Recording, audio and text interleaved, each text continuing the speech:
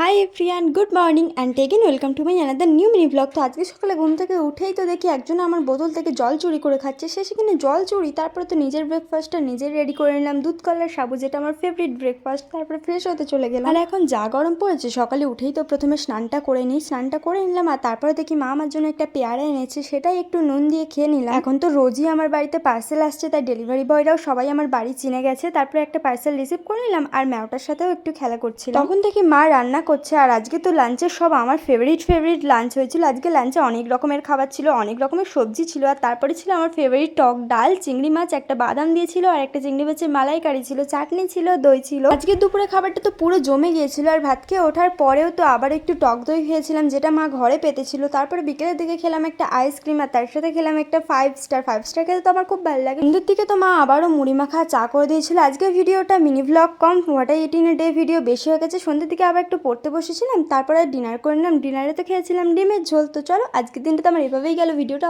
কেমন লাগলো অবশ্যই কমেন্ট করো। তো চলো, টাটা।